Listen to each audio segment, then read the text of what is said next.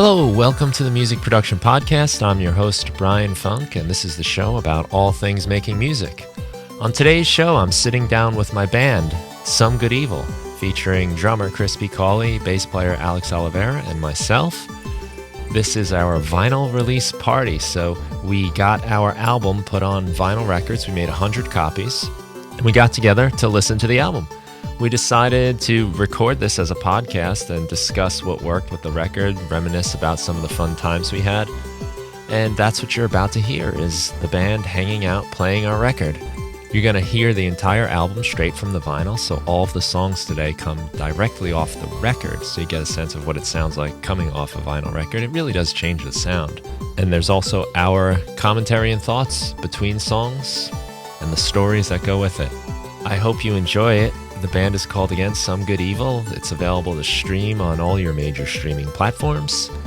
I hope you enjoy it very much. Thanks for listening. Hello. Welcome to a special edition of the Music Production Podcast.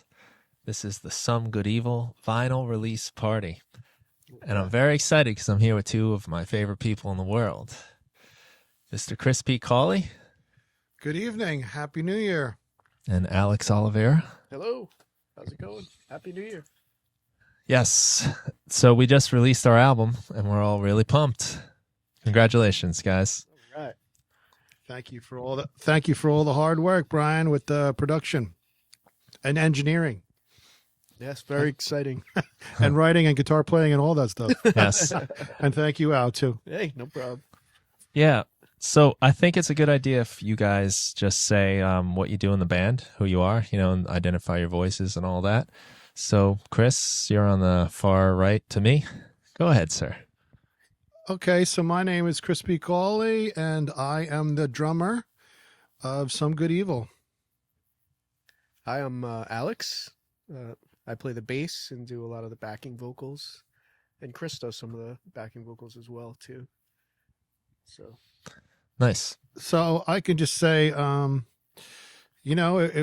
been a long process, and all of us have played together for a number of years in various incarnations and musical endeavors, and we got together during the pandemic.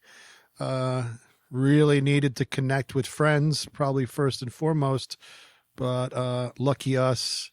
Lucky me, I have friends that are very talented musicians, so we kind of got together to do what we do. And, a good time later, here is the result.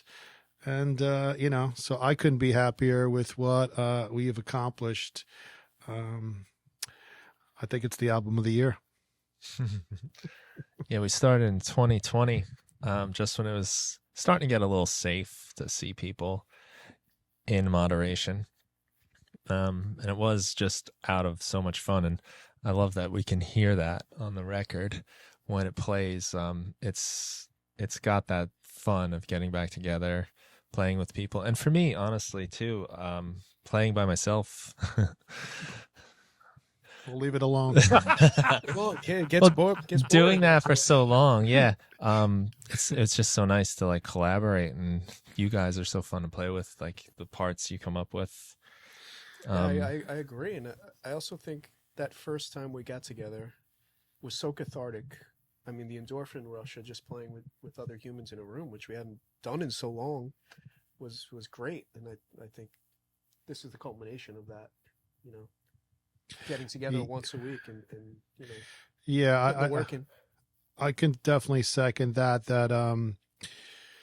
because we had played together and we jammed for a little bit of a stretch, and we were having a great time, and we were kicking out some demos, but then there was just some schedule shuffling and some availability, and we kind of let go of it, because we all do other things. Especially Brian is a very busy educator and musician. And I can remember very distinctly going through some files that I've re-recorded here, and in my shop, Studio A, And during the pandemic, and I listened back to some of those jams, I was like, man, if I can convince those guys to come over, like, of all the things I had sitting on my on a hard drive, like, it was the thing that got me most excited. I think you sent out that yeah. first call out text. Yeah, I was like, does everyone remember this like I remember it? Because there's just people laughing at the, people laughing their asses off after every song. So that can't be a bad thing. And, us knowing each other as well as we do, it was like, is it safe? Can we do it? Let me buy some plexiglass drum. Let me buy a divider so I can convince my wife that we can do this safely. Behind the plexiglass. Yeah, Chris brought he bought online the drum shield that you see on like live concerts, the plastic plexiglass, like they're putting up at all the cashiers and all the restaurants, right? And, so that was our safety, excuse or whatever. Playing drums in a fishbowl, but anyway, as soon as we jammed, the sparks were just like, and then I think we were like, well, that's, if we all like Thursday nights might be a thing, like the schedules look good. And then once we kind of turned the corner and said, like this is, maybe we'll put some time into this. That's when we started making some like artistic decisions. As far, things were flowing out very. The songs came so quick. Yeah, they just kind of came out of us as we jammed in a room together. It's pretty amazing, really. But it's funny. I don't think from the very original jam session, we didn't keep any of that stuff. Not a one. Like, wow. We definitely like decide like, okay, like let's do. We have we know we can do this, but like we gave it a little bit of shape and direction, a little edgier, a little like very deliberate. I don't know. I think we wanted to rock.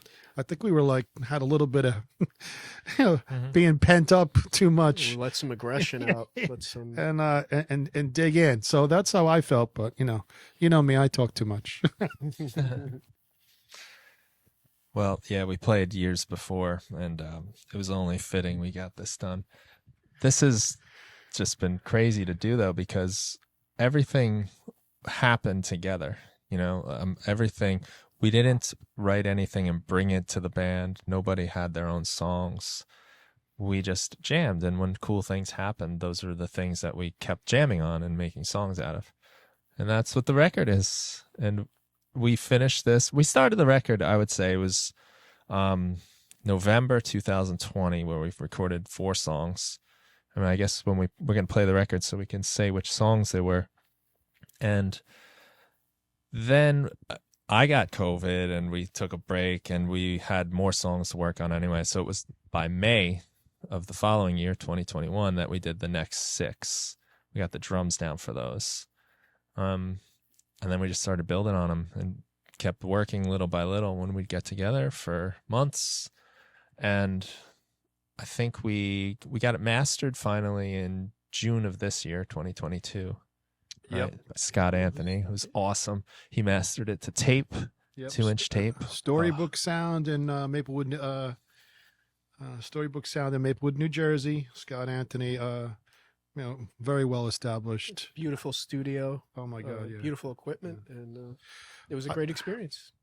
I will say one thing about the, because we're not necessarily spring chickens, and we've all been playing our whole lives basically. So once we kind of decided to do it, we had a very clear vision. Like we decided we were pressing vinyl like the first week. Like we were like, all right, if we're gonna go like do this, like the end game, the end product is gonna be, an analog, not completely analog because nothing ever is these days. But we were like, yeah, we're gonna make a record, and we certainly like that was the mission, and we never lost sight of it. And here we are, ready to share it with you folks. Yeah, we wanted a thing, an actual a physical thing that exists. Yes. You know what? I never had a physical copy of music that I've made over the years. There's just tons of music digitally somewhere floating in space, but it's nice to have a physical copy. I've always just felt like Gollum, like I wanted my precious. I wanted an object. I wanted an object of worship. So, and I also wanted to bring up the artwork, which is another musician, artist friend of ours, Darren Shakalo, and yeah, it's beautiful. We could have done it's our own unbelievable. artwork, but we decided, hey, our friend does awesome artwork. Let's ask him if he'd help us out, and I couldn't be happier. Yeah, every once in a while you get really lucky with your friends that you have people in your orbit that are this talented. So, get a copy. This will speak for itself. Yeah, I'm going to put a link when this episode goes up to Darren's Instagram, because he does just awesome artwork, and it's so identifiable too. His style. Absolutely. And he put it on this, and that was really cool that he did that, because I think, anyone that knows Darren's work will be like, that's Darren did that record. Right. It's got that character that he has. And like those were original drawings, compositions, but then another friend of ours who is an incredible musician in his own right, John Paul Vest of The Last Charge of a Light Horse, which is, probably one of my favorite, if not my favorite, band from this region over the last 10 years, does graphic design on the side. And, we have been friends for a while, and he was willing to work with us on this. So, like I said, sometimes you just get lucky with the people that you have in your orbit. And, the luck has been rolling in. Yeah, it seems like it all just kind of came together in some kind of way, It's I wouldn't say like it was easy, but it was took a few years. Every time something happened, problem or a challenge, like we just got around it. And the music just always flowed out, just because I think we accept what each other's playing every time. Just, okay, that's what you're playing, let's do it. We jam on this idea and see it through. And a lot of times we get lucky. Yeah. And we find cool stuff. I do think, a big part of luck is having the right team. And, I know you guys have played in bands together prior to ever meeting me. You guys have played in bands prior to meeting each other. All of us have played a lot of music in our days. So you do kind of get to a point of wisdom where you're like, you just like kind of know the right people, where an obstacle is not going to prevent the thing from moving forward. Like people that are problem solvers and like stay positive and navigate and stay true to the ultimate goal of, one, being together and having a tremendous amount of fun, but also like never losing sight of like the real thread of that creativity that we get to enjoy together. And, only happens when you're together. Yes.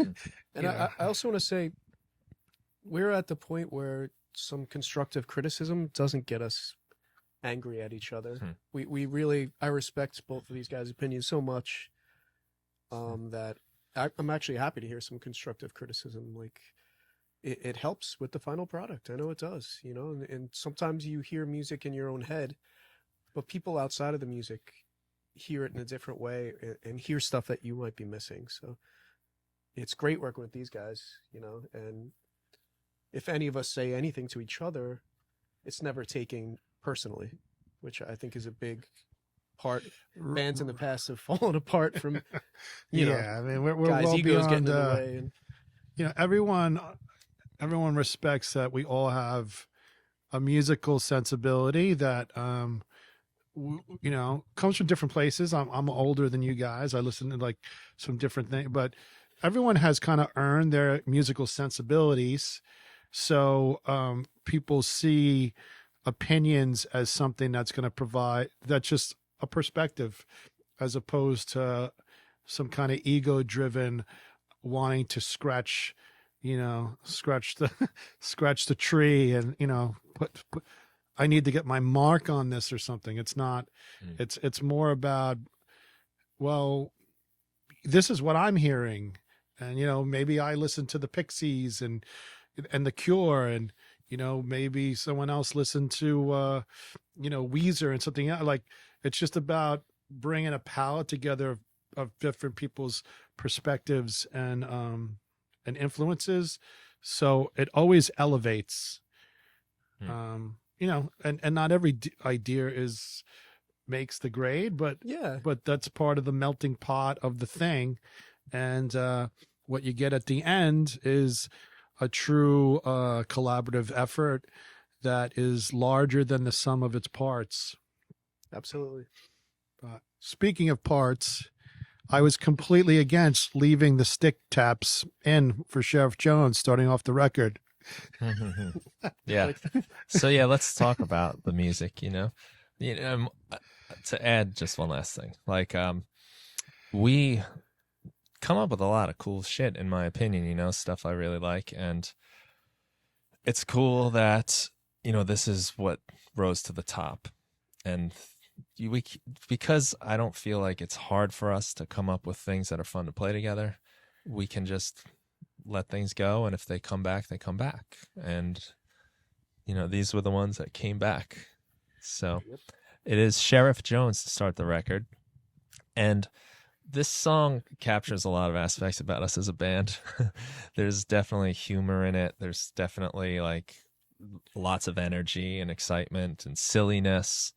And we just figured, if you're going to like our band, you're going to have to like just hear like something that's over the top us. Some of the other songs aren't as like just over the top. So this is a fun way to start it. We definitely didn't ease them into Some Good Evil with this track. Yeah. It's right in your face. I think we a lot of our sound and approach came very, very naturally. It was kind of an odd baby, but we didn't want to mess with it.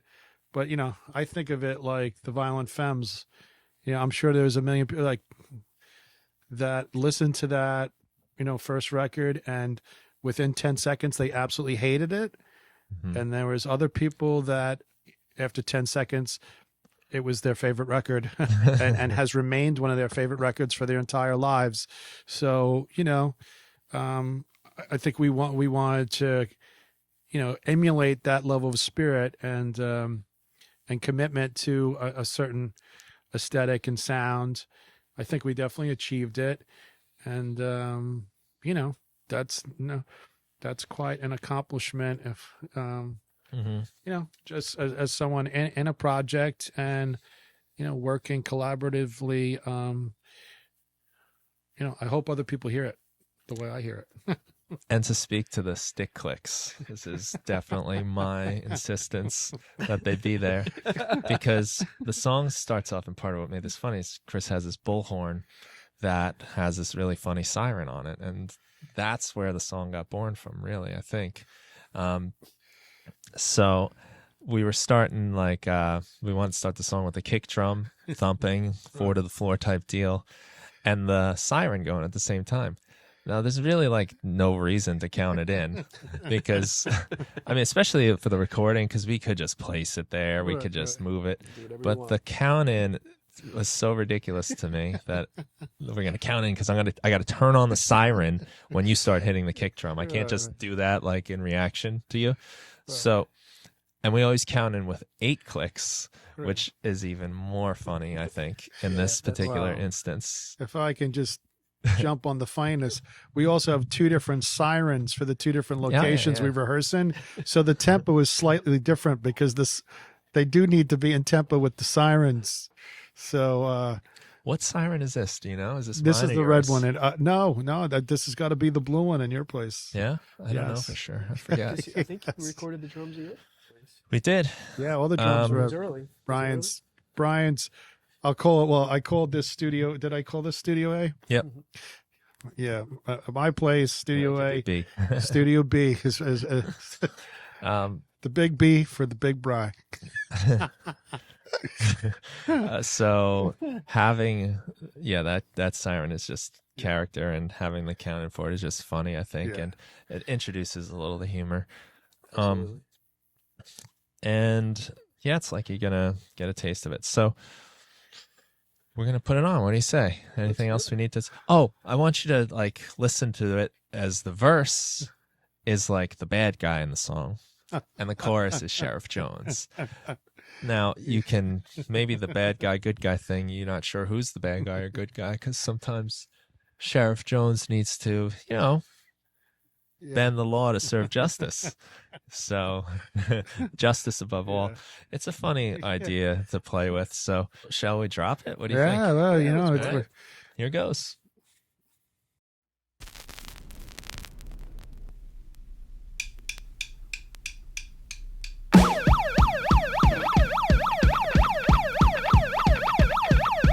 Put your hands in the air. This is Sheriff Jones.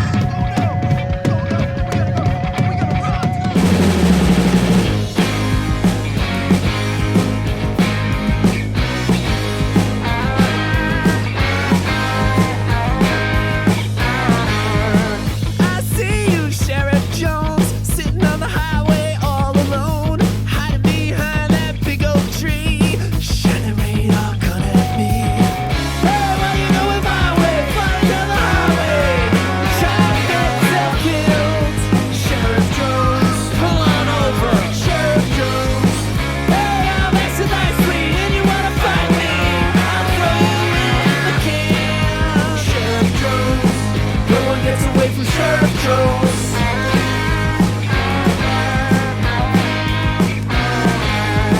I see you, Sheriff Jones, walking that beat, yeah, you're all alone. Mirror aviators and a big old gun, striking fear in everyone.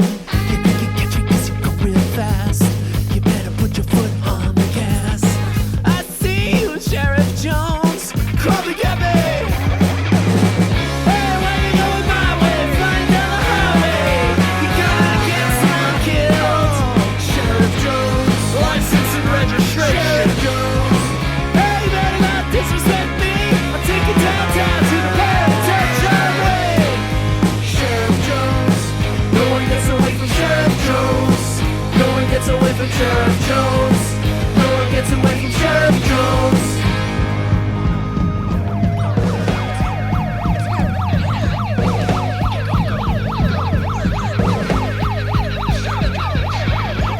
Alright, we have a situation. Hands in the air. I'm gonna need some identification. Hands in the air. It's a court-ordered confiscation. Hands in the air. I'm bringing it down to the station.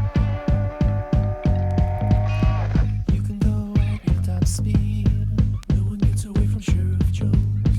There's no place to hide or flee. No one gets away from Sheriff Jones. You could have 1,000,000,000 bullets in your gun. No one gets away from Sheriff Jones. Sheriff Jones gets everyone. No one gets away from Sheriff Jones. No one gets away from Sheriff Jones. No one gets away from Sheriff Jones. No one gets away from Sheriff Jones. No one gets away from Sheriff Jones. Hey, you wanna ride by me in your stolen car, selling drugs, robbing pimping hoes? Sheriff Jones, put your hands in the air. Jones, hey, beat my revolver, his name's Problem Solver. Go and make my day. Sheriff Jones, no one gets away from Sheriff Jones. No one gets away from Sheriff Jones. No one gets away from Sheriff Jones. No one gets away from Sheriff Jones. No one gets away from Sheriff Jones. No one gets away from Sheriff Jones. Not today, Sheriff Jones. You have the right to remain silent.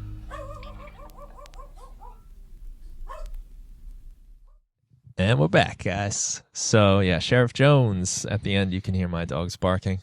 we let all of our dogs on this record, right? So you'll hear Chris's and Alex's dogs in the middle of the junkyard ending on the next song. The junkyard ending is actually going to ask you to define that, Chris, because I never heard that term before you. And it's how we end this next song that goes into the third song. Yeah, so I guess as a drummer, I kind of invented it through a genuine lack of skill. And but you know, sometimes when you well, actually, I mean, it really goes to Sonic Youth, because Sonic Youth, you know, one of my favorite bands, and Steve Shelley is my favorite drummer. They have a way of disintegrating, of allowing things to disintegrate, and where, you know, Disintegrate. there you go. But you know, so Steve Shelley will participate in those, and it goes from, you know, precision playing to looseness to, you know, just this cacophony of sound, and it just sounds like someone knocked over, you know, the china cabinet, and At so the junkyard. yeah, so we talked about having that kind of ending for this tune. So yeah, so it's a junkyard ending, Drum Rise. So I did my best Steve Shelley ripoff. This song has a Sonic Youth vibe, I think, actually, now that you say that. Yes. You know, Yes, I think it's- that was one of our conversations in the very beginning about, you know, down, you know, quarter note or eighth note drives. Yeah, we decided that we were going to pick the songs that had kind of like that eighth note Joy Division, Yeah. you know, Yes. thing going. Like, this song is definitely Yeah. born out of those nights. We spent nights here Yeah. listening to some of that stuff on the speakers. Yeah, I mean, rock and roll. Goon ga go ga ga goon ga go ga ga goon ga go ga ga. I mean, Mhm. that's a big part of all the music I ever really loved. Yeah. Just raw, you know, rock and roll and alternative rock. Yeah, Yeah. But but up tempo too, you know. this song is going to disintegrate at the end and lead into the next song as well, track 3. Mhm. Well, that's where these guys are. You guys. We spent a good amount of time on this one. But you guys have a real. You know, I'm more of kind of a primitive musician, whereas you guys have more of, I would say, an understanding of music, of the, you know, theoretical parts as well as, and, you know, I know you guys are very steeped in the Beatles. You know, I liked the Beatles, but I was not like a total Beatles fanatic. But the songwriting, I just remember these guys like really getting into a realm of like heavy craft in designing universe, and you know, they were talking about stuff I had no idea what they were talking about, but you know, I just waited till they told me to play again, and things just came together, and you know, I tried to do my part, just to play parts, you know, very distinct parts that would fit the music and the melodic ideas that these guys were generating. But you know, I think it's you know, from your guys' knowledge base and craft, song craft, and I think this is one of the peaks of a record that's got a lot of well-crafted tunes on it. Awesome. So that's, you know, that was what I. Well, thanks, Chris. Yeah. We were kind of having fun with it, really, right? We were Yeah. kind of messing around with some rules. But there's like key change. Like there's some nerd rock stuff in here. Yeah, Universe is funny. So, yeah, Say Something True is coming first, and it goes right into Universe. We love mushing songs together. I love doing that. I think that's makes an album feel like an album, makes songs feel connected, even if they aren't, yes. because Cohesive. suddenly you find new meaning or something. So, Very much like seeing a live band. yeah, Universe is is really just a kind of common 50s, 60s chord progression. 1, 6, 4, 5. But usually the 6 is minor. And we just made that major. We kept a major. So it's C major, A major, F sharp, F major, G major. Dun, dun, dun, dun. And it's See what I mean? but it's only one note that's changed, but That's it gives it this like kind of quirky sound that, you know, sometimes like I can't get past just having a simple thing play. Like kind of want to twist it. I a little want bit, to, and right? usually this is Just to a my little twist. detriment. Right. You know, this is like, and then I just give that up and I make a, you know, simple 3-chord song that I love, you know, but in just having like one thing about it that's a little odd, Led I to- can accept it better. And that Right. also led to other things happening. Yeah. You know, so. Yeah, there's some weird counts on parts too. Like here, like you know, some of the I think the chorus, you know, Yeah, a key moment for this song for me when we were jamming on it, like that first day, was when you went to like a double time beat on the snare drum, pop, pop, pop, pop. You know, this is definitely funny if you haven't heard the song yet. right. But in the chorus, when the chorus comes in, it goes to like a double time. I think of it as like a punk rock or Police style, like snare, Yes. quarter note snare, right? Yeah, Yep, they hit on the it's snare. 1, 2, 3, 4. it's 1, James 2, Brown. 3, 4. Yeah. Like Yeah. it's Get On Up or Sex Machine or any of those, but you know, like I said, like what you guys thinking, I was thinking like, oh well, like in my toolbox, what do I got in my toolbox that would kind of throw something else odd, Hmm. you know, because you guys are talking about this search while you're doing stuff over there, and I'm like in my drummer space over there, so I'm thinking, oh, I got to come up with something. I got to come up with something crafty myself. Well, that's what happens, I Well, I think. think is we all we bounce Yeah. off each other. yeah, Yeah, like of we course, we have that's- to start on something real simple, or Right. else, like, you know, we Right. can't play together. Right. You got to be something that we can all latch onto easy, but Yeah. then it gets something. That's when you can Well, kind I- of morph it a little Yeah. bit. From there, I will it's say, like something tweak like it. Say Something True. I think we Just had track that 2 song at the start. down. Like by the third time we played it, we had it down. Like even with the Junkyard ending, like, and it really hasn't changed much. It changed in the recording process because we put a lot of stuff on there, but the skeleton of the song is The basis. Universe was was there. something that there was some work had. There was some Mhm. there was some crafting changes, different little It's harder to variations. get right. Yeah. It's harder to get So right. you know,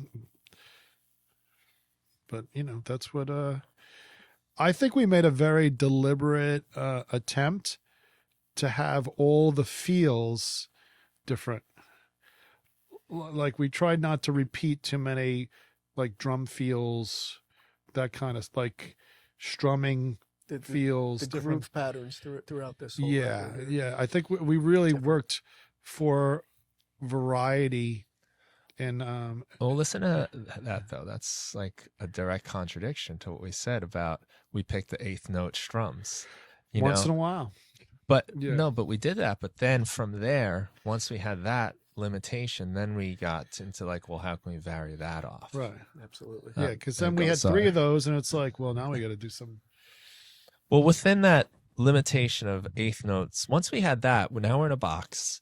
Then we were able to like move around in that box, and we found the different rhythms and the different like patterns. So like Universe for me struck me because I don't usually think of the chorus going to a double time beat like that. To me, that's more like a bridge or an ending kind of thing to do.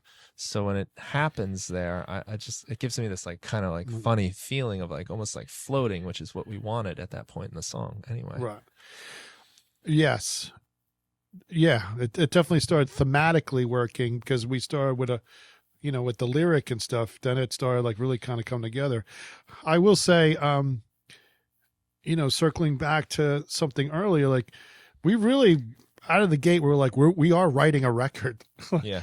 Like, so once we had that little edginess thing kind of covered, almost immediately though, we were like, all right, well, like we want variation too. So Yeah, so I mean, maybe the drive was more of an. I think it's more attitudinal than like a commitment to like every song's going to be a certain way. And once we started kicking things out, then we made very deliberate attempts to not repeat certain things. Yeah, let's not remake the same song. Let's Right. let's not make part two. And that once we had that stuff down, it really helped with like the lyrical content too, because there's like different attitudes. And now these two songs, Say Something True, Into Universe, have like two different singers, like attitudes, characters. The character, yeah. Say Something True is pissed off that someone won't say something true. Like all they do is lie. It's It's an just angry that's song. all it is. It's just like complaining about like liars. So I wonder if that has any cultural context, but continue. it has it all and none at the same time. So Universe, the idea for that was like watching this show, 90 Day Fiance, with my wife. I And watched it too with you my know the wife. show? Okay, so Yes. basically somebody believes there's someone on the other side of the world that's in love with them, and they're sending them like money, and they're going to get together, and that they're going to meet for 90 days. I don't even want to talk about it anymore. It's not a show I watch for fun, No. but I got caught up in it, and it was fun. So it's written from the perspective of like somebody like that, like one of those guys that thinks he's got this person out there, whether he's right or not. Sometimes they're right, but They seem it's a delusion. they seem delusional. It's- Is what I'm writing it from like, but when you really are in that delusion, that like it's like beautiful still. You don't. It's not a delusion to you, and No. just the Truly simple No, fact it's- that you're on the same planet at the same time in history, on a solar system, in a billion galaxies, in an infinite universe, and in this moment, that person's on the same planet as you. In It's the got to same be destiny. town. That's the That's it.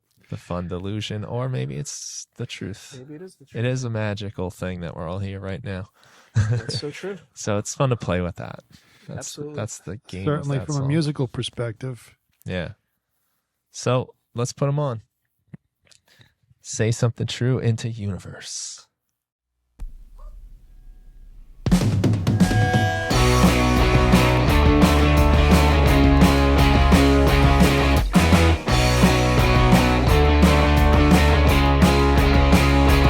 I had my mind made up about you.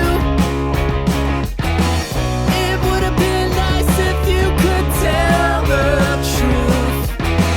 Now I gotta figure out what is real.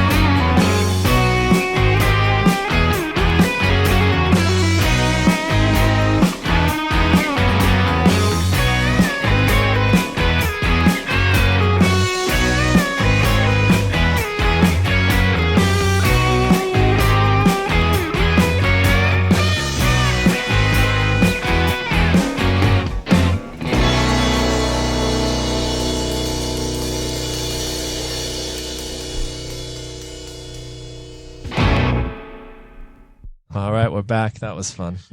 We're having a good time. This is the first time we listened to the record together. Yes. Yeah, on So, vinyl. It's a blast, and it's fun that we're putting it on, the internet, on the podcast. Oh yeah. Listening to that, I was appreciating the way you do the bass slides, Alex. There's like some just great like slides up and back and down from notes. And then other times you just don't move the bass at all and let it just be silent, so the space gets opened. that was a big thing. There was a lot of noise originally we found in between notes, and to eliminate some of that, leave space is huge, I think, in a lot of music, But that definitely makes it helps bounce. It out. Yeah, the bounce of it, and Yeah, it's good work, man. the slides. You take some takes, and whatever works.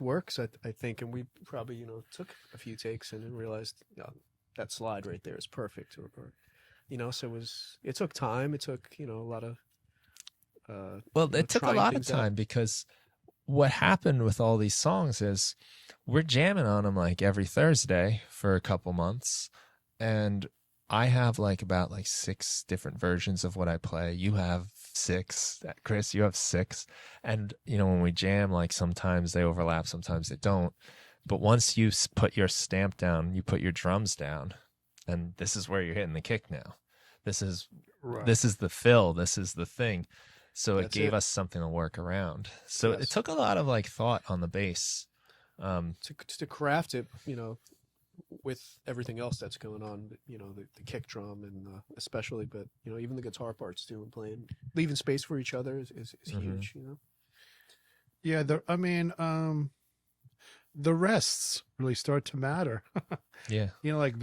Rest. The one when they're deliberate, it's like what you're leaving out sometimes makes what comes after it. It provides emphasis, right? It gives it emphasis. It's my favorite fill. It's just don't play.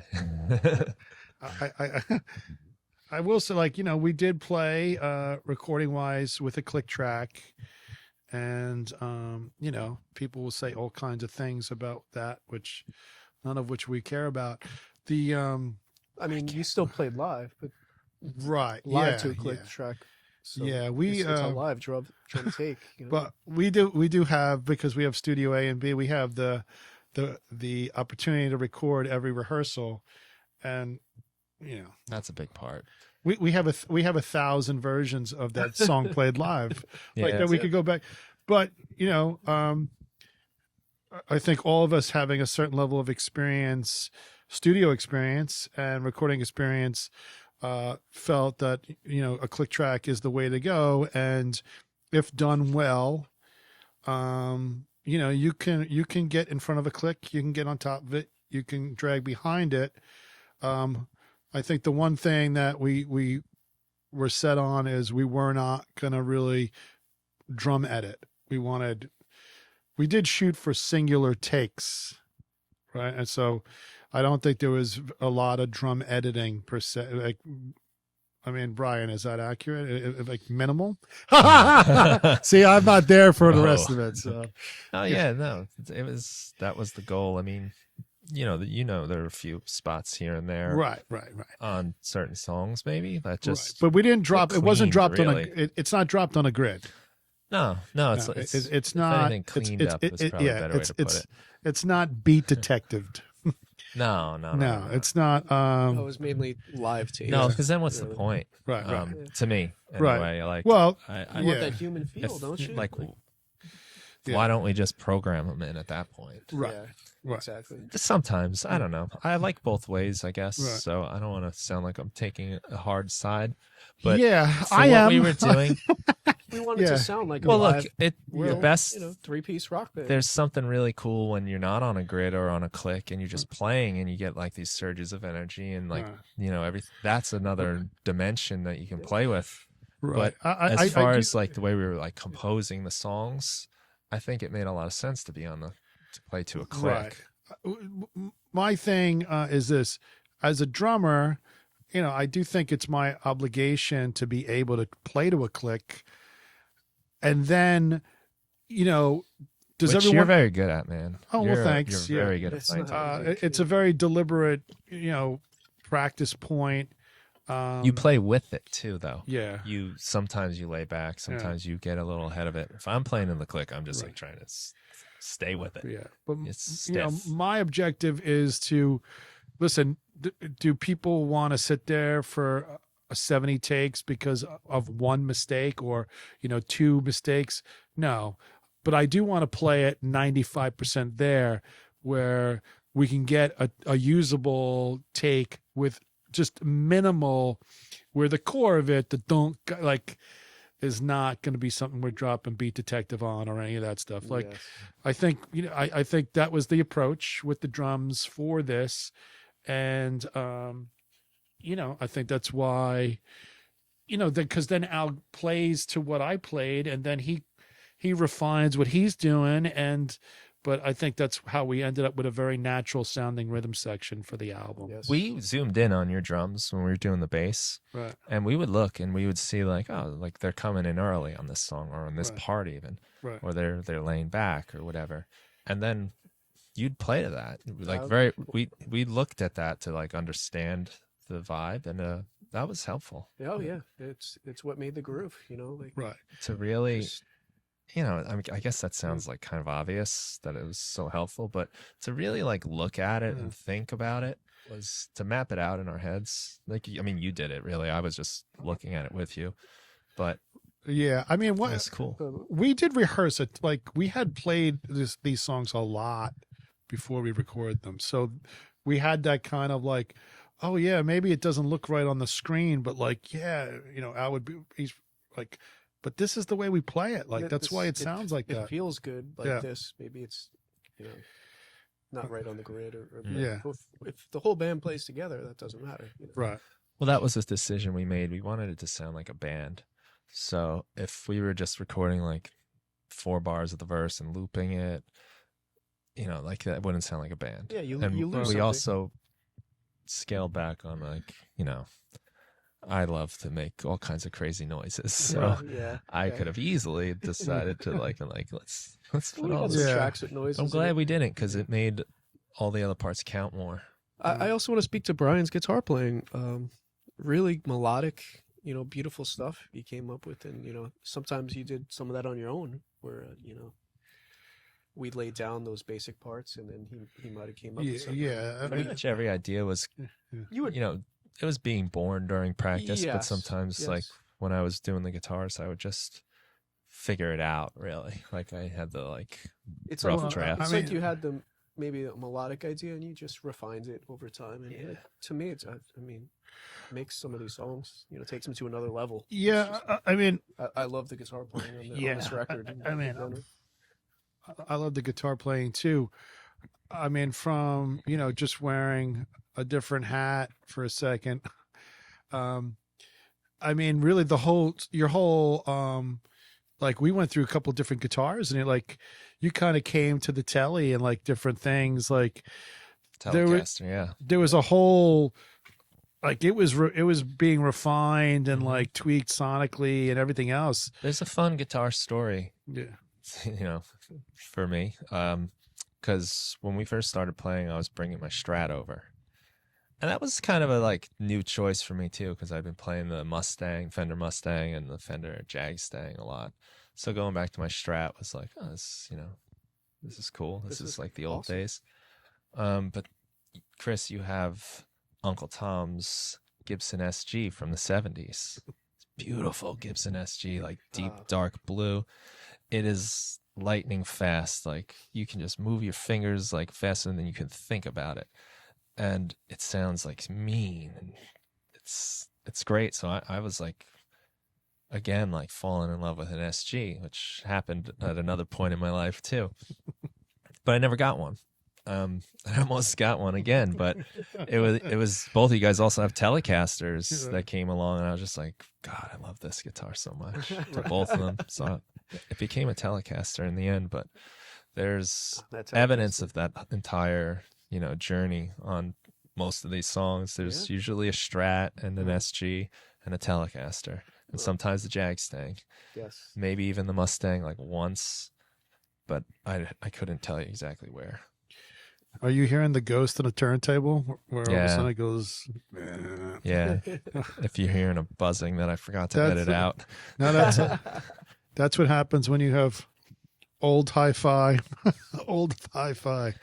But that's what makes it cool. There's a ghost in the machine. This is actually, a treat Yeah. that we're getting to listen to this on vinyl and on your system, Chris. Yeah. And what you're hearing on the podcast is direct from Nice. the feed Yeah, here. old Marantz. I think it's probably an '80s turntable. And what is it? Because I've gone through a few of these. I don't even know what that says. Onco. I don't know how to say it. Yeah, Onkyo. Onkyo. Yeah. But just songwriting. For me, what's coming up next is probably one of my favorite songs on the record, and a cool songwriting thing about like spontaneity. I think you might have just been like tuning, and I asked you to keep doing something. I'll tell you what I was doing, and this is the reason why you should collaborate with people, because this wouldn't have happened without anyone else. I was tuning, but I was strumming the first chord to the song Dark Street, which is the closing song of the album, which is like a G sharp power chord. And I was just checking my tuning, strumming against that chord. And you said, keep doing that. So I'm like, but I'm just playing the chord to Dark Street, but all right. So I just stayed on that chord, and you started playing this really cool beat on the toms. And, for me, without you saying that wouldn't have happened, No. and then the song came like that day pretty quickly. Just some, the lyrical idea came almost right away. And, all the changes they're pretty darn close when you listen to like our first demos of it. Wow. It's some, a couple little things that we figured out, and just finding all the words. Yeah, I mean, sometimes people talk about the muse and the magic and just showing up and getting out of the way. I think within seconds we were like, well, let's try the toms first, and then we were like, Al, drop it, and then Al drops in with the bass line, and then it started like, oh, it's going to start with the bass line, and like all these decisions are being made like in seconds, and we're not even trying them out. We're just like not even getting through to just, and then before you know it, like the whole thing is there. Sometimes you just got to get out of the way and let the thing come. That's why you keep showing up, and you trust the folks that you're with, and of course you enjoy the time together, and but listen, when that kind of stuff happens all the time when you're playing together, it's very easy to have fun. But this is my favorite song on the album for sure. Just lyrically, it's just, it's an oddball, but an oddball in all the best possible ways. So I don't know. You want to drop the needle on it? Yeah. So mountains. Yes. These really just the idea is like when you accomplish something, you climb this great big mountain to accomplish it, and you get there, and then you realize like, the next accomplishment is now even bigger. The next problem, there's always something else like on the road. You almost forget how hard that accomplishment was once you get past it. You don't look back at how much work you put into it. You're there already, and like you said, you're looking forward to your next. Yeah, like sometimes it's nice to not climb a mountain and just stay on the top, or just like not have to be so like task and goal driven. Yes. Like that challenge of being present, because you're always like going through shit. And so the mountain is, once that idea came, like I think it wasn't even thought of, it just came. So it's just funny how that works. Like you just sometimes are able to find things almost completely finished. And you learn it is about the journey. You mean it's not literal? It's not about hiking? Yeah. We're going to cut this out. But That's why Chris liked the song so much. Sometimes as English teachers, we end up, Let me teach you about the yeah, metaphor. it's folks. always like how would I explain this to a ninth grader? Like, I have to go out on a limb here and think that I think people are going to get it. Well, Like, we might have to give them a little bit more credit as an audience. it's probably more for me than anyone else. So,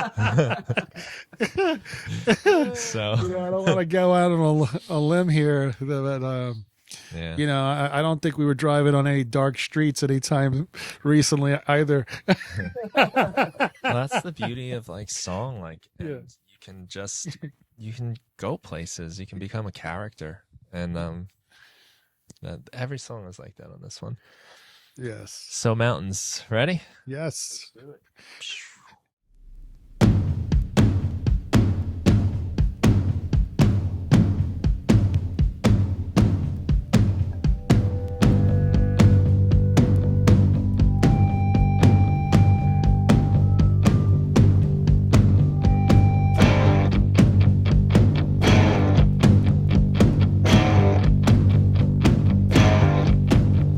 Standing in shadows of mountains I have climbed, searching for something that I will not leave behind.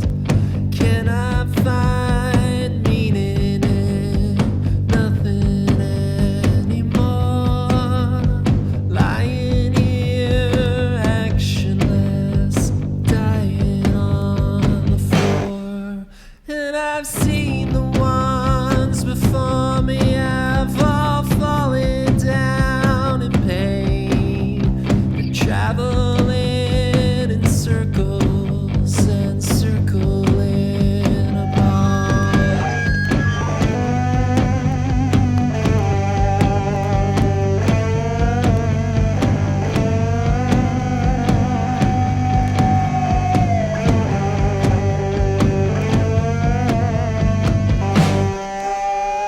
Standing in shadows of mountains I have climbed. Every time I reach the top, the next one's twice as high. Plateau in a valley that's deeper than before. Now I got it all figured out and it don't hurt no more. I'm frozen at the top because the only way is down. Can I find meaning when meaning ain't around? It's my eyes deceive me and my heart has run out of steam. Standing in shadows of mountains.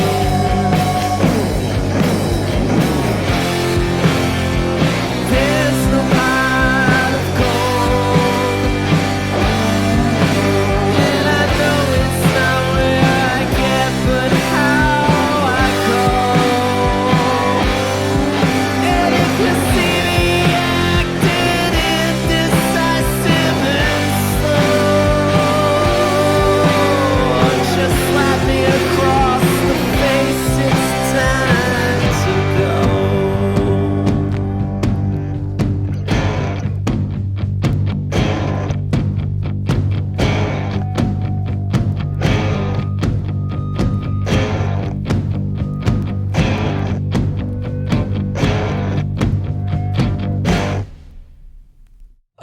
It's my favorite one.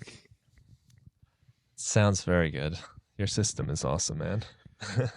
This system sounds great live in person, I have to say. It's pretty simple, actually, but those speakers, those are the first nice speakers I got in 8th grade. Oh, wow. And I had them, they're not the original ones. I had them through a college, and then I moved around a lot and lost them. But when I put the system together, I wanted basically the set that I grew up on through high school and college. So I bought the same model Very cool. Where'd you find it? on eBay. Bose Nice. Bose 301s. Oh, Yeah, they're very interesting the way the speakers are all pointed. Yeah, the flying tweeters. People complain about Bose that they don't have Sounds like enough a bass. finisher of a wrestler. He's gonna give him a flying tweeter. Flying tweeters, man. Yeah, They're, the bass sounds powerful to me. yeah, you know, I think people overemphasize the bass I think so, these too. days. I do. I think people have gotten bass happy. But Well, we got our next tune here, Where Did My Heart Go? Which is another flavor, I think, too. I remember thinking, like, I'm Lou Reed style singing. Like, that Totally. was definitely the big influence. I think we even talked And- about it as we. And the chorus, Sort Where of Did My thing. Heart Go? Is like a bunch of people, like, chanting, almost like at a bar or something, you know, Yeah. all I down on think- their luck. I think it's Yeah. so wonderful that you mentioned Lou Reed because Lou Reed is a Long Islander. Yes. Yes. And I think this, you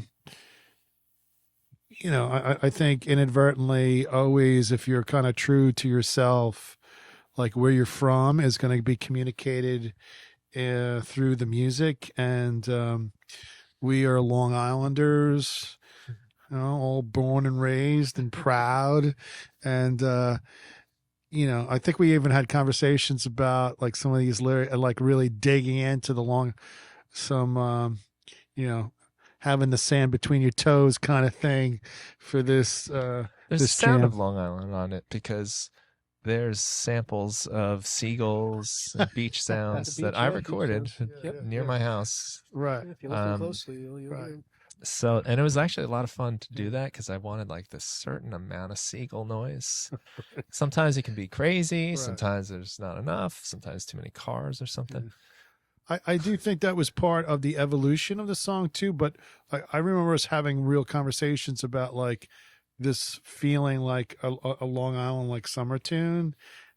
So like we figured, you know, in for a penny, in for a pound, why not take it all the way? Because it, yeah, you know, it there's a reason why it comes out of us the way it does, and as it was evolving, I think we maybe unlike some other people.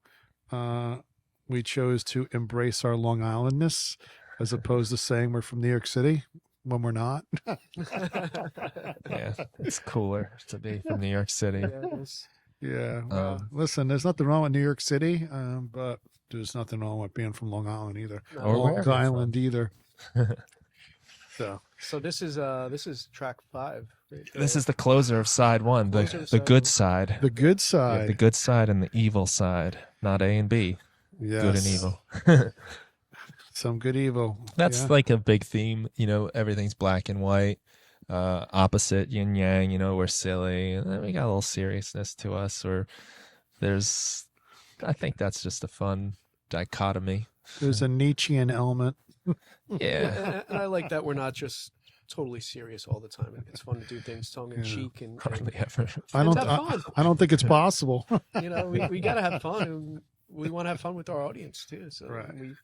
I think that was another theme behind this record is let's make a fun record that you put Yeah. on and have fun with it.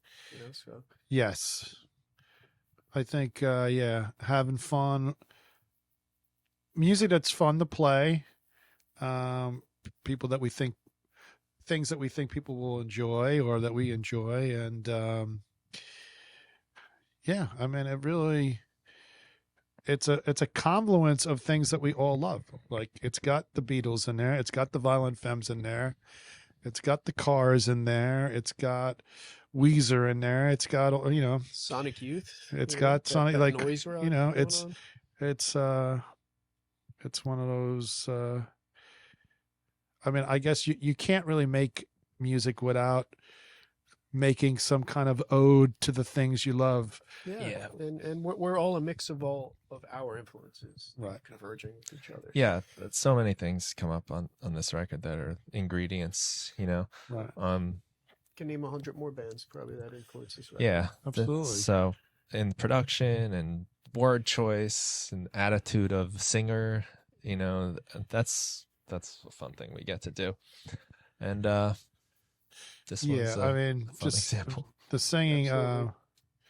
Just before we play, I mean, the vocals are, to me, and like an absolute triumph. um, well, lyrically, but the lyrics are great, but the delivery is just very expressive, and I know that you know Brian did a lot of I wouldn't say work. I mean, it was just very thoughtful as far as approaches and different things, and you know he did mix the record and produced it, so from a mixing perspective, it is probably one of the more difficult things to ever do is mix when you're the lead vocalist. So I am glad that we kind of convinced. We made a few choices at the very end there to just bring up the vocals a couple of dBs and dry them out.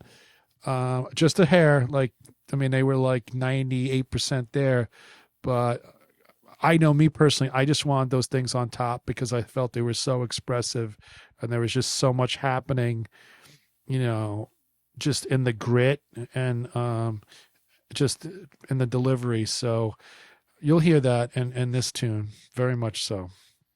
I'm really glad you guys made me take those effects off and clean them up. We've always been used to using tons of effects on our vocals, be it reverb or even, distortion or double tracking everything. But, I think it was Chris that said they sound more personal when it's just you, Brian, by yourself. And it's, maybe you roll off the reverb a little bit, not all the time, and I think that worked. It really brings this personal aspect to the music, to hear the vocal like that. And sometimes it's scary to do that to your voice, Oh, listen, I like to hide my voice and whatever. No, listen, I mean, it's a very natural thing when you're mixing your own voice to want to put it in.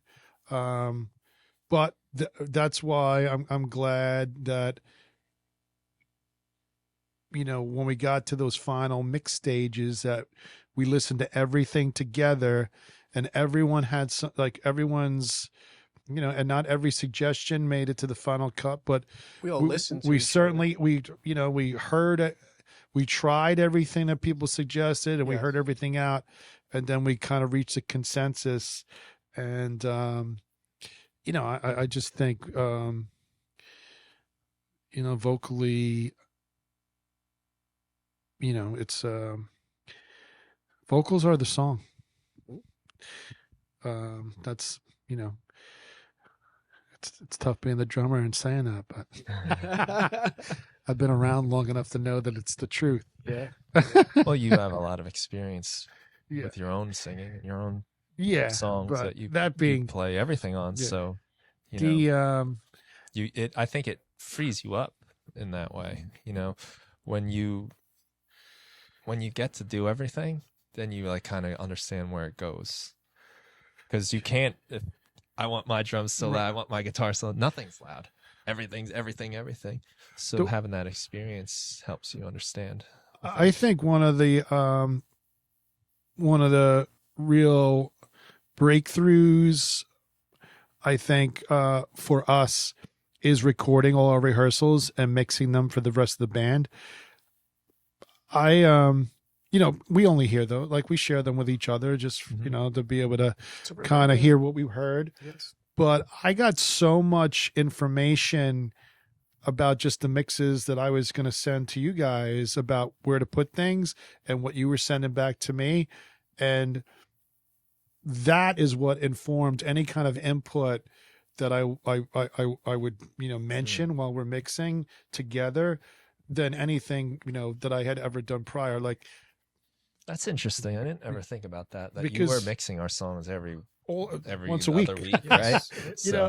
And for those mixes in particular, no one gave as long as we could hear it, it was fine. Mm-hmm. So I tried I sent them out with reverbs and you were free to try all different kinds of mixing, you just had to deliver where everyone could hear what they played. Exactly. So you I would had, do that a lot Yeah, on yeah. rehearsals. I would sometimes just make one that sounds like it's coming off of a tape machine, or just mess with it. right. I mean, overcompress it. it's just an opportunity to Yeah. have everything laid out. It's a really great exercise for anyone that's in a band and they want to like improve production. It's just every week record your practice and then just process it a little differently. And, Try Yeah. things. listening back to those practices where you do some more writing a lot of the times, because you hear, oh, I could put a little melody here. The bass needs a little line right here. There's all this space. Or, hey, I'm overplaying right here. Let me back off in that spot. And, recording every practice is key to that, really listening and working Yeah, on those because tunes. well, I even know, like, for us, like, for Al and I, sometimes we'd come in and we'd both be like, did you hear did you listen to that? And be like, that thing that we did there, we need to make sure we do that. We got to do that again. Right. Like, so it kind of allowed us to craft some of our part, for all of us, but, You get to because practice you're when really not good at practicing. you're really good at like listening back to the stuff that of course I'm mixing it when it's at my house, like when it's at Studio A or whatever. So I'm mixing it. So of course I get a very deep listen, because I have to go through and cut everything out and Make sure the levels are right good and decide what. really in there. But you're really good at kind of, I guess, doing the homework part of it, where it's like coming in and being like, yeah, I listened to all of it, and like, yeah, like, so we have like a thing. It's almost like you almost had another practice before you practiced. Yeah. A big part of playing music is probably the biggest part is listening. Yeah. And listening to everybody, and not just your own parts, but how your part works with another person or another instrument. And if you're not doing that, it's not good. You got to listen to everybody, and it's a communication between everybody. It's a conversation. So It's so funny. hearing those practices back really helps with that. Which you wouldn't think of it, but I'm a big Grateful Dead guy, and like the Grateful Dead, a huge component of their evolution was that they recorded everything. Like from the very, right out of the gate, they had a 4-track, and they had like a team of dudes. Like they recorded every rehearsal, every show. Like that's why they have the catalog that they have. But that team and Big Steve Parrish, who's on has his show on Sirius, which is absolutely amazing, the Big Steve Hour. He'll talk about that. They would play. Sound check was a rehearsal for like 2 hours. They'd come back, play the show, and then they would go back, and at 1:00 they would listen. In the early days, they would listen back to every single show the night of, and and choices and decisions and stuff were being made. So that element of recording things and listening back, but like you got to do the work. Like like you listen, like. I'm not gonna. There have been times when I've been in a certain project and I've gone through all the trouble, and you show up the next week and it's like, or like the 2 days later, it's like, hey man, did you listen to that thing? Like, oh no, like it's like I knew you spent time, both of you, mixing It's like, practices. I gotta give this a listen. Well, that's part of the enjoyment of our little thing here. right, is that everyone that cares enough to respect everyone, each other's we time, kind of understand and how effort. much we're all willing to put in and right. reciprocate. And That's why you get good product, because yeah. no one's coming up short. You know what I mean? Like there's no imbalance of enthusiasm or execution, and that is a tremendous asset, and it's probably the only reason why we have the record we have. And I think Brian's made this point a lot over the years, but just showing up is half the battle. And there's probably some Tuesdays or Thursdays where we didn't want to get together because it was in the middle of the winter and it was snowing or something. But once you get in a room together and the instruments are plugged in and you're behind the set, It always delivers. it's fire. You have a blast at that point. And you never feel bad for It's always going. hard starting. it's always hard A lot of pushing the ball and getting it going. And, Right. But yeah, we're lucky in that, like, once we make the initial effort of like going or setting up or whatever, then it happens, you know, it's fun. Yep. The commitment. Yeah. Everyone's got to. What do you think? You want to put it on? Yeah. The, Take me to the seashore, track brother. 5, Where did first side closer. Where did my heart go? Let's did get my all heart go? Walt Whitman out.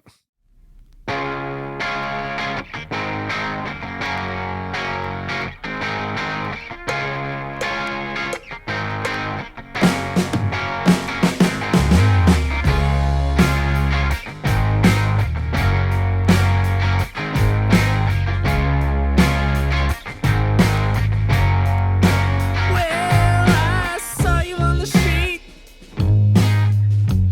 My, oh my, you caught my eye.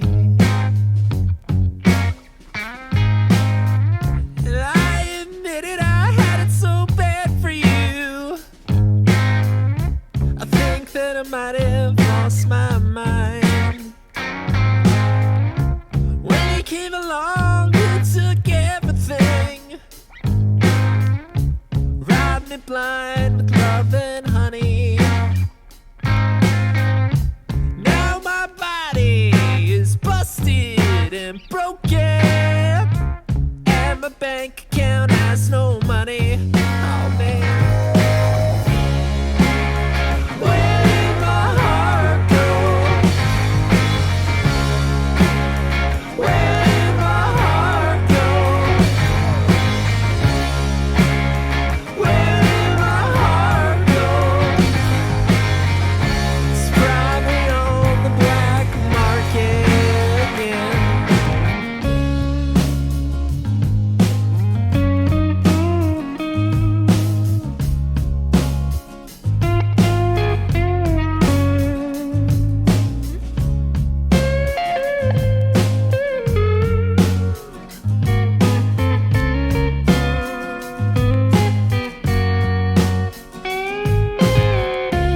I saw my life flash right before my eyes as my head hit the concrete. I thought there'd be more highlights than what I saw. I only saw the day you and me would first meet. And ain't it funny how we go along with things for so long, even though they're wrong? Yeah.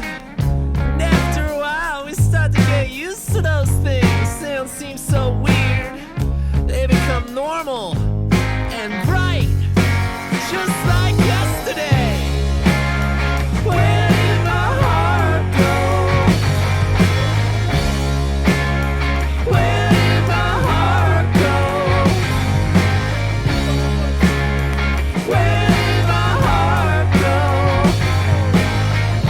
It's probably on the bottom of the ocean.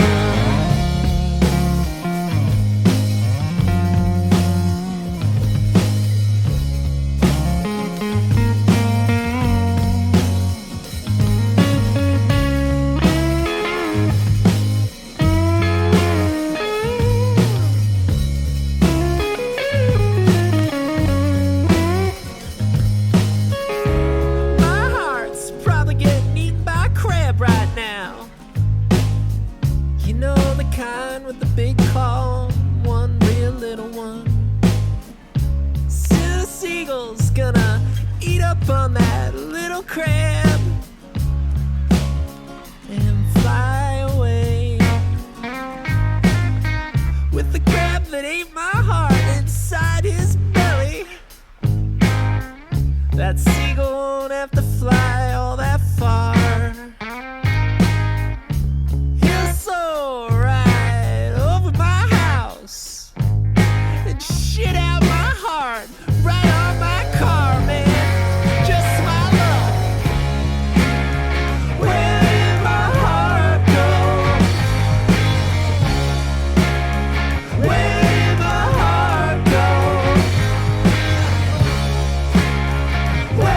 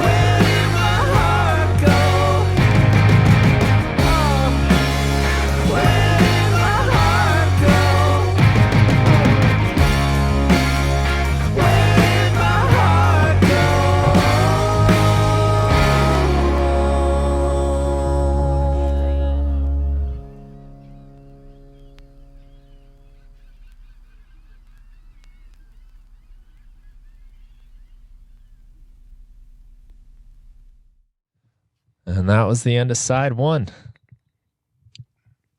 Flipping the record now to the evil side. Oh, hold that thing up for a second. Woo!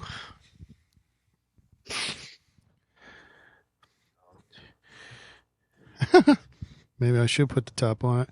But yeah, so 10 songs, good side, evil side. They really are in no particular order, but we did put some thought into the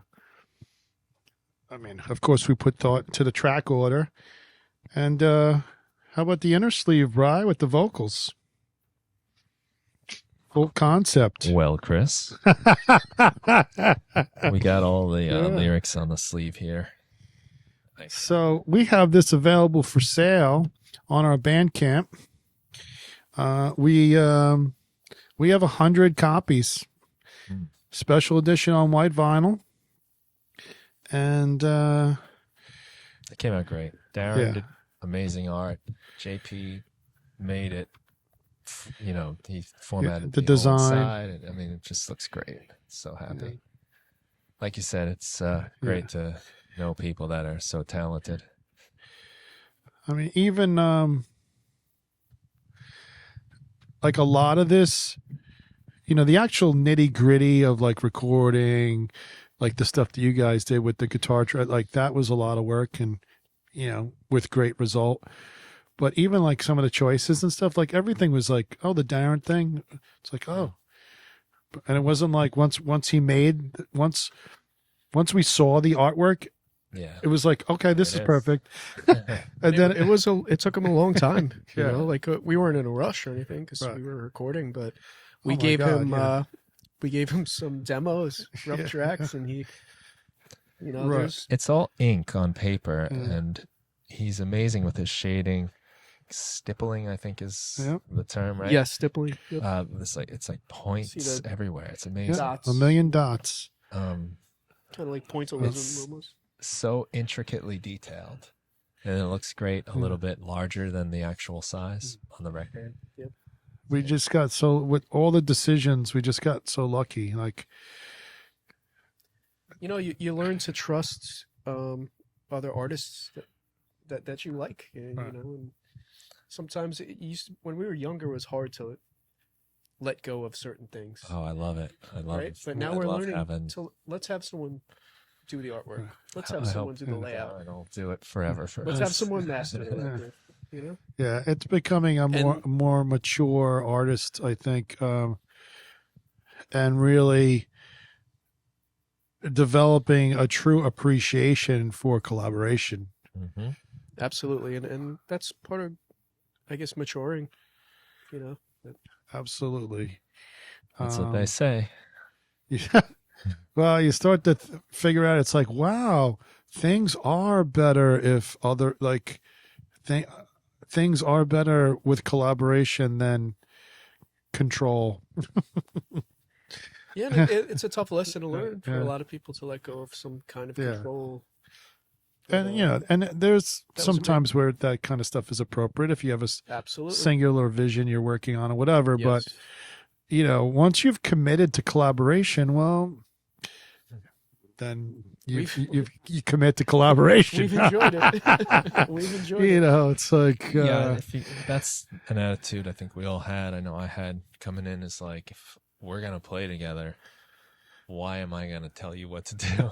Yeah. Right. Like, Right. why? Right. And we've all been Like, right. because it's nowadays, especially, you have the option. You can just do everything yourself, and it can be exactly the way you want it. Right. Yep. Yeah. You got some idea. You don't need anyone to execute it. You don't need but putting the minds together, it works. So it certainly does, and I hope the vinyl translates into the pot because it sounds freaking incredible on here. Yeah, well, it is the actual recording straight from the vinyl in your Power Amps headphones. So yes, I thought it sounded cool on our test. Yeah. So let's do side 2, All right. excuse me, the evil side. The evil side. So we're starting with Being With You. this is a song that definitely came almost complete right from the get-go. I have the evidence on our recordings. This is one of the practices I listened back to and just said to myself, where did this song come from? It was a Saturday, which is unusual, so we were fresh, and it was here at Chris's house, and we were off for the day. It just was in the air. So sometimes that happens, and this one popped out. Field of Dreams. If you build it, they will come. Yeah, Yes. I mean, I think, the three of us playing together, we have pretty good odds, but it's not everything that is always like that, No. It's just, like you said, like you show up, you build it, they'll come. Like, they don't all come the first time and all the time, and they do, but you got to just keep doing it, keep showing up. And eventually it is an odds game where, like, all right, however many out of 10 of these are good, and Something's bouncing. I think that with the spaces, with Studio A and Studio B, like, as a grown man, when you've committed a space, if you're fortunate enough to have a space that you could commit to, artistic expression and craft, that's the kind of, if you do a lot of the heavy lifting, like you devote the space, you devote the time,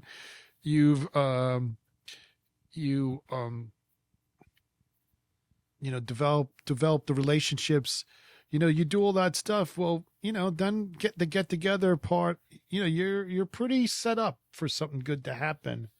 But like, not everyone obviously makes all those commitments, because maybe for them, it's more important to get a boat or something, like, like they just put their time and energy somewhere else. That's it. Yep. Whereas, for us, we've kept playing and Getting together in a small room in the middle of the summer and sweating our butts off. Right, we've kept that as a focal point of our lives. So, because of that level of commitment and care, every once in a while the muse shines on us and provides us with some fine fruit from our labors.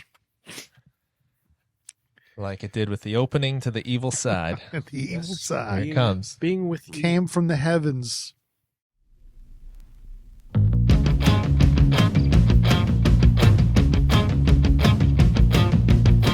I had a feeling that something was wrong.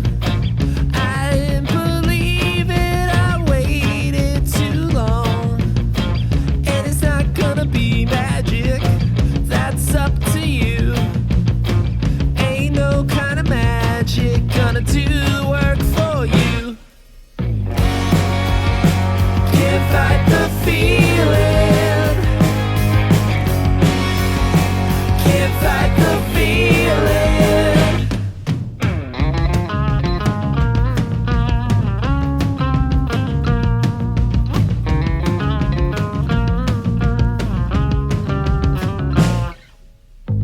I should have seen it with my own two eyes.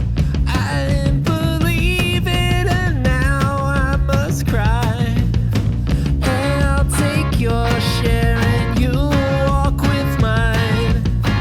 I should just leave, but I did it one more time. Can't fight the feeling. Oh no. Can't fight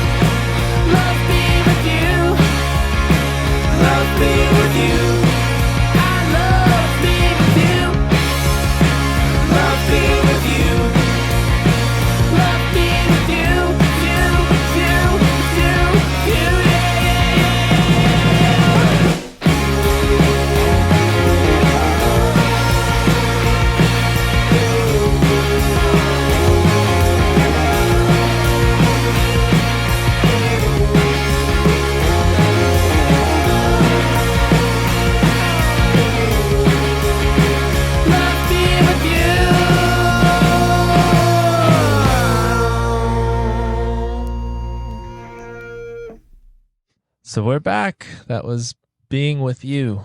That was a lot of fun. That song came out great. I think it's got great energy. And then we go into the next track, Me and You, which was one of the earlier ones, like earlier riffs that we had together when we started playing. There's 4 songs that were kind of like the original 4. That would be Universe was one, Say Something True, this upcoming song, Me and You, and the final song, Dark Street. They were kind of like all siblings. You know, we refined those a bit first, and then got to the other ones. So they were kind of important, I guess, in establishing direction. Yeah, of where the album was going to go. So I think Chris laid down all the drum parts to those 4 songs. Those 4 you did. Maybe 6 months before. That was November 2020. Yeah, one night you just boom. Killed it. Is it going to be 2023 in a couple of days? Yeah. Just checking. Yeah.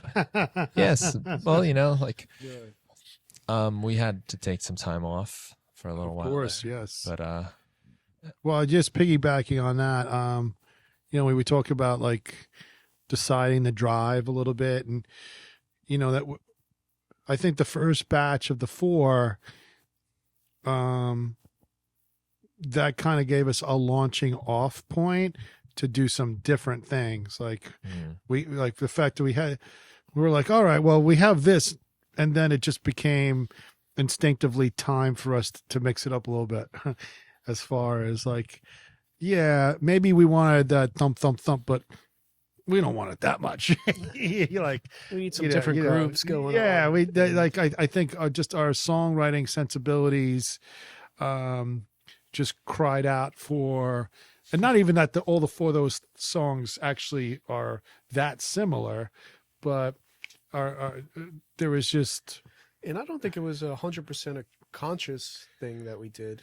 It just kind of, you know, organically kind of came up with different songs. Right. Well, you our ears know, probably wanted to play a different groove or a different. Right. And then we'd end up listening structure. to Revolver and be like, yeah, of course we can't do the same groove again. Like, like, you know, I mean, or we'd listen to Candy O or something and be like, yeah, you know, we gotta, you know, there was a lot of conscious, you know, it's weird to say because yes, do the songs come very quickly, but a lot of the homework happens collectively as well, where we're like listening together, talking about things we like, not saying that we want to do anything like anything, but we're just sharing different things that we like, going to see idols or whatever.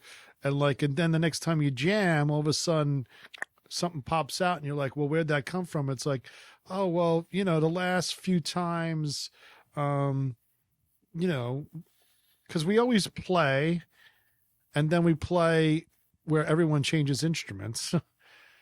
Like a lot of our songwriting. yeah, we have a moment usually after we run through the songs we have where we swap, where I'll go play the drums and Chris grabs the guitar.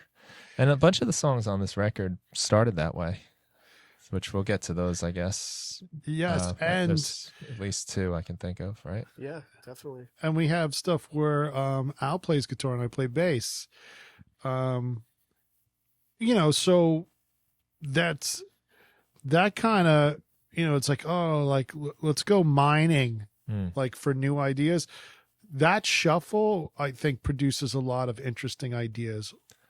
Yeah, we do the switch, get like a different perspective, and then a lot of times we'll take the songs and switch the instruments back. Right. And now we gotta like re-get there.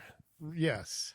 So it's fun. We all play the instruments slightly different, you know. I think all humans do. So when maybe one of us plays a riff that someone else wrote, it translates a little different, but that's a cool thing. And we might play the drums or bass or guitar, you know, very differently, but still playing the same part, but there's a feel aspect, I guess. Yeah, we should get back to that after this song when we go to play Time to Kill. Yes. Because that was a song that started with Chris playing the guitar. Yes. So let's do Me and You. Me Yeah, and you. this is one of the Right. the first wave. Yes. Yeah, one of the first songs that we kind of felt like we were ready to record. Me and you.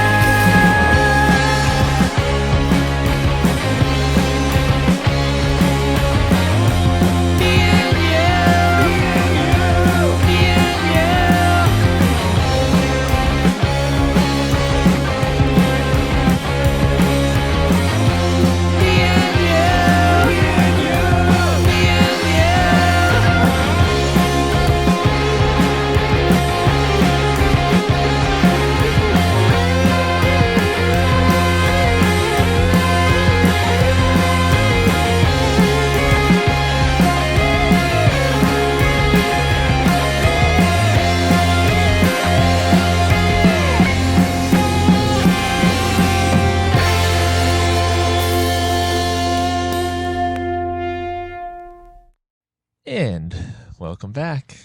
All right, that was Me and You. Very like dark, edgy song, but we ended it on the major chord. You know, I love that we did that. Yeah, that's just our sense Just of a humor. bright again. ending. Yeah. It was One of the more fleshed out kind of things, guitar wise and everything else.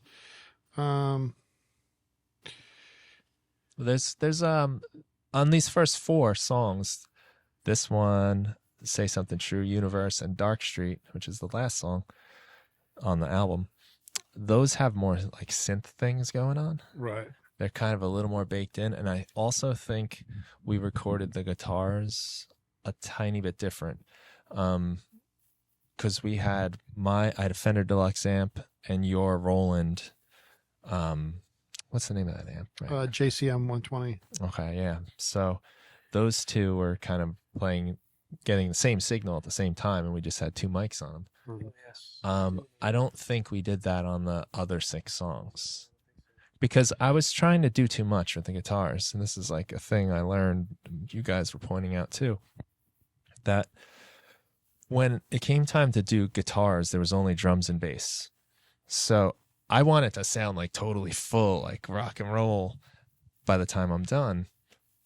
But I overdid it and left like no space for other things. So filled up all the space. yeah, I with guitars, doubled the which electric guitar, and I've double mic'd it on 2 different amps. So sounded awesome. yeah, Not gonna lie, but there was nowhere to go from there. There's no space for the vocals. There's no space for the other synths you might want to add or harmonies. Yeah. Well, I you know, and I will say, as part of the big win on the final product, is that you actually kind of figured that out and went back and took things out, because probably the hardest thing for anyone to do as a producer is to have spent time and effort on recording tracks and decide to delete them. Yep. But you know what? Like that is a sign of someone who's getting more of an, and I know that you know this, but as part of your process, that's when the song starts to emerge from, like the sculpture kind of thing, from the rock. Yeah, it's from the rock. Like you got a big rock and you're like, oh, like we need a big piece of rock here to work with. But then, and other songs start informing, like newer songs start informing the older songs. Yeah.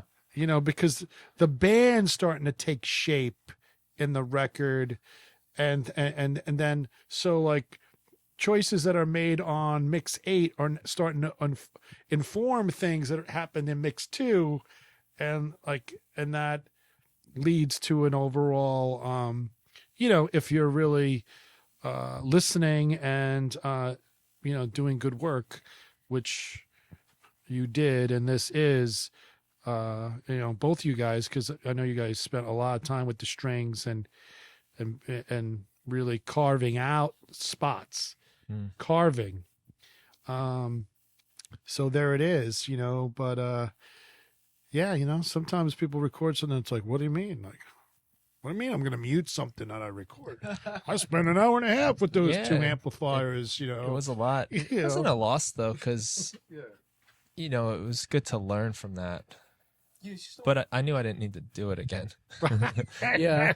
Right. And that was a valuable lesson. I think a good way going into making music is telling yourself right from the start, nothing is precious. Nothing can't be deleted. Like you can delete whatever you want. Like even if you love that part, you can save that part for another song, keep it in the back of your head. Okay, I have this cool guitar part, I have this cool drum rhythm, but you can't force it. When you force it, that's when you get into the problems, I think. Right. If that piece of silverware wasn't on the table, could you still eat the meal? Yes. And do you need extra forks? No, you only need one. You really only need the Do one. you need more than one knife to cut that steak? No, you only need one. And if they, what ends up to, like, wise people put all the extra stuff at the center of the table in the plastic, it's like you only need what you need. And it's a part of becoming more mature. Musical maturity, or because we were all that guy at one point where Right. I'm the lead And, guitarist. of course, it's going up to 11 guys. Right. That's it. Of course, we are the beneficiaries of Brian's expertise as Absolutely. a educator at Berkeley. Yeah, he's and he's a producer. He's a recorder. Yeah, he's an he doesn't. engineer. Does it all. A songwriter. It's not. Yeah, good grasp on the English language. He's He's not- an English teacher. He's not mailing it in from afar. Yep. But A Renaissance yeah. man. So, I mean, the only other thing I would say is that because I say a lot is this to me was like our My Bloody Valentine moment. Like there are certain like shades of our preferences that are in here. Like to me, this one ended up being a little bit more like Wall of Sound, Sonic Youth-ish. And, so perhaps when there was time is to cut away, like there was an element of it that had to stay, maybe it all didn't stay, but it's still a thicker production than some of the other tunes. And, it was still part of a palette that we're comfortable expressing and having It's on the edge of the palette. Yeah. Yes. Yeah. But you Yeah. put that juxtaposed with something like Mountains, and all of a sudden, and now you have an interesting journey because we are album people. This was not conceived as, whatever's going to be from the very get-go, we were like, we're going to write an album. It was always about writing an album. We always wanted to press an album. So everything was in the context of, oh yeah, maybe we would do something different to this if these other things were not in the picture, but they are. So that affects. It's like trees in the forest. Yeah. With the other trees in the canopy, well, now that changes the life of that tree that's beneath them or over the top of them. So in the canopy of the forest, it ended up being what it became. Yes, it did. So Beautiful. we're That was beautifully put. Canopy of the forest. we're heavy. That's like a song title. We're Canopy heavy of on the the Forest. on the figurative language. Yep. And an album is almost like a puzzle, and you have pieces that you're fitting together, and you have to realize not every song is going to be that hit song or the catchy song. There is some spots are on all your hits. album, in a long, they're all hits. In the long form though, and when you think about it and you're putting something together, there's some dark places you might go. Not everything's bright. So Yeah, you I have to think realize the yin and the yang, and that's a lot of our themes go with Yeah. the black and white, the yin and Yeah. yang, and the evil. some good, evil. That's Yeah. funny and maybe yeah. not so funny. So I think our vision was always to end up in this day with an album on a like this was our idea. Like the idea was to have maybe not.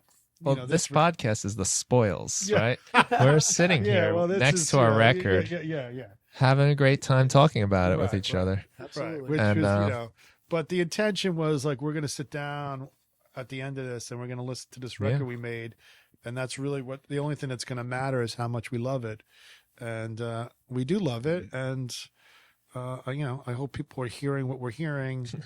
That Yeah, we hope you enjoyed it it's something, as much something special. as we do, and as much as fun we've had making it. Yeah. Because it's a lot of work, but it's a lot of fun too. Well, let's get back to the album now. The next song. And this is one of those cases where Chris was playing guitar. Chris had a guitar riff he was playing away on. I was on the drums and Alex was on the bass. And it got into like a cool groove. It was a very like eighth note-y guitar strumming thing, right? So then we switched back where Chris is now back on the drums and I'm playing guitar and I'm trying to play this guitar part. And like I just can't play and sing it at the same time. I didn't have the coordination or something. So I stopped playing guitar and then it opened up like Alex's bass part, and that guitar part. It's the root of everything. Everything's built around that guitar part, but the actual guitar part is not there. Yeah, that's the No. Addition by subtraction. Yeah, it's structure. kind of is the guitar beautiful. part. It's like a memory. Yeah.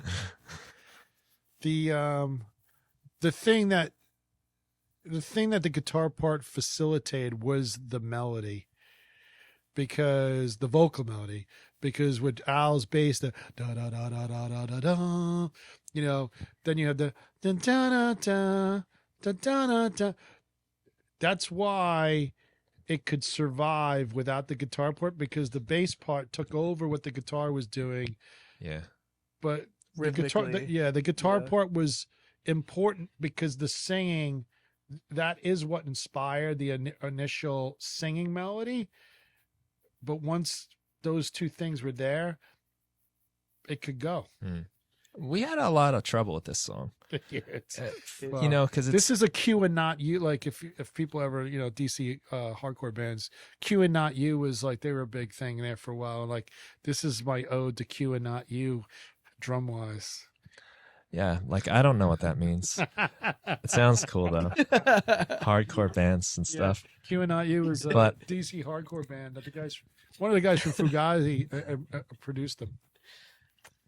The structure of it is funny, right? Yeah, it's threes and It's not like in fours and Yeah, six. it's not even numbers. It's odd numbers, and Parts go 3 times, 2 times. You'll see. But the bass part's kind of syncopated. It's the a bass little part odd. is really important to the groove. You know, I think that's when like we realized this was a cool thing, when that all started happening. So you got like a really cool, definitive, memorable bass line. And then I think lyrically, once we realized what the song was about, That took a long time to realize what yeah, this song it was took us. about. That's what took it to where it's going to go. well, and this is where, you know, I think we like to have a good, obviously what it's about. Yeah. but- we have a good time, but it's not all fun and games. You know, like the lyric has some, you know, I guess it's got some sociological currency. Yeah, I don't want an English teacher explain any metaphors or anything. I think that's the best way to do it. But we should play it. This one is Well, I just want to point out, like, this was a day, I think, when me and Alex were working on the guitars. On the chorus, there's this kind of like twangy, I think of it as like kind of like old saloon 1800s Wild West guitar, like cowboy, spaghetti western. And that just like was the kind of like thread it needed to Yep. pull it all together. Absolutely. And then once we had that, it's like we understood the song, and then it just worked. And this song is definitely alive, I think, because of Chris, because, you know, I guess that ode to Q and not you, hardcore, right? yeah. But no, but like in all Q and seriousness, not like you stayed persistent with it, which I'm really glad you did. And it was fun to figure it out. It was work, Yeah, it was. but it was fun. You know, it's like, you know, doing a puzzle or something, or, you know, a good mental and challenge. It's also only like 2 minutes, and like it's short, right? It's relatively Yeah, short. but there's like always this like question of a song, like when is it done? Has it captured everything it Right. needs? Is it concise? And it was hard finding that here. Yes. But, you know, once we went with that little riff, and then we had like the threes, it became like patterns, and you know, it's like It's a almost poem li- more than a lot of other It's things. almost lyrical it's a idea. little math rocky, to be honest. yeah, Yeah, it's like a 4/4 beat, but it's just like Yeah. you don't It- repeat things. you just have to know it. It's not Yeah, really yeah. No, that- it's one of those things. Yeah, it's not. It's an unusual structure. I but think it was one- fun to make a melody that had to fit within 3 lines. Yes. Because it's 3 lines really.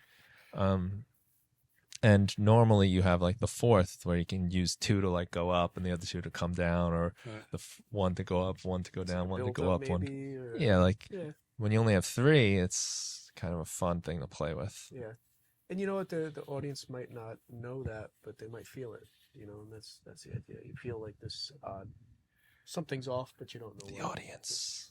I also want to say this song reminds me of when there were crazy wildfires on the West Coast in like California and stuff. Yeah. And we were recording at the time, I'm sure, and I think it was just me and Brian that time, and we went in his backyard, and the smoke from the West Coast came all the way to Long Island, and It made was a haze orange in the middle of the day. It was so in weird. like the middle of maybe August or Yeah. July or something, hot summer day Yeah. where the sun's out, and it was like a Nothing's different wrong. color. It was a different color. Please remain calm. Just all is well. Yep. Well, Yep. it And it we were just like, provided creative fodder, or maybe creative kindling, right? kindling, yeah. Outstanding. Outstanding. Spark it up. Let's put it on. Yeah, let's hear it. All I'm right. excited. Yeah. So it starts with a cool reversed guitar. Like it's just it's the first chord that. So this guitar, It's a Beatles trick, right? this gotta be. guitar that you're Yeah. hearing in the beginning goes like. "Rrrr," Yeah. would have been on the. I've recorded the guitar dun dun dun dun Right. dun dun dun dun. And wound up taking it all out. But that's the remnant of it. Just Right. the "Rrrr," and then everything cuts out and it's just drums and bass and Don't- vocals. Don't It's- they do that in Tomorrow Never Knows? Like, isn't the entire I mean, guitar solo is in reverse? It's in reversed. Yes. Yeah. So this is like the Yeah. chord Yeah. reversed. It just gives a nice. Just You intro. won't We notice have it, little nods to bands we love all over the place. and I like the way the Yeah. song previous to this goes into it. Right. And we ruined that by talking over it. But Yeah. when you get your copy, You should listen to our hear it. live rehearsals. Alrighty. So here, this is Time to Kill. No innocence, just consequence. It's not about who's right.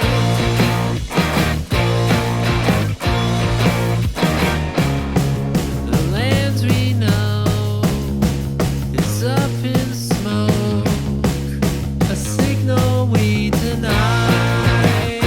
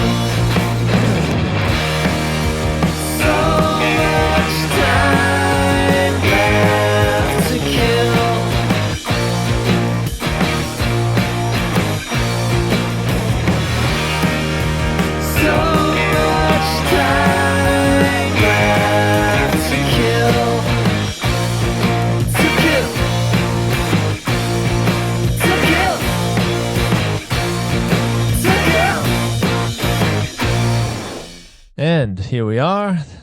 The next song is The Day After Christmas. I'm glad that we're commemorating that day. Day After Christmas is like up there with Sheriff Jones as far as being like personality up to 10, maybe even more so. Just a fun song. You know, this is another one that started with you playing guitar, Chris. You Yep, were this playing is- the verse chords. I was playing the drums, and we wound up switching again. And what's fun about these chords, I think, is that they're all just major. We just played major chords. I think this whole song only has major chords. Yeah, I don't think there's any minor Which- chords. It's funny because it has this like bounce to it, and you know, it's about like, you know, an ode to like family scuffles and like little like, you know, blowouts. Uncle John's like freak out and like Domestic jump out the disturbances. window. Yes.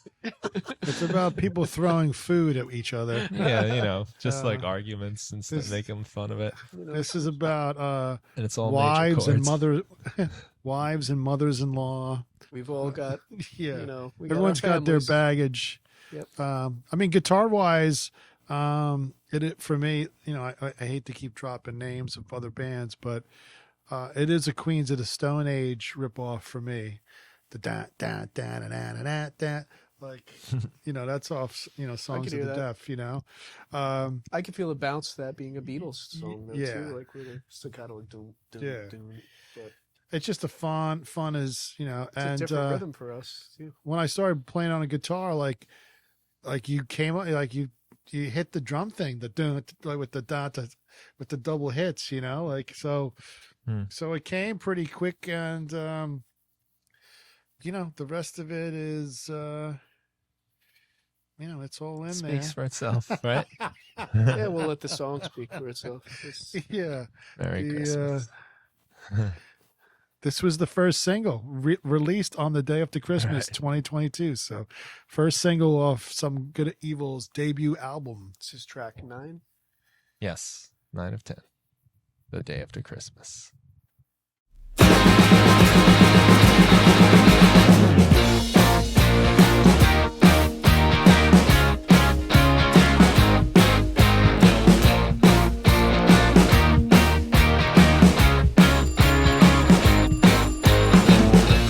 I heard the landline, my heart started pumping. Nobody calls me on that phone except for you.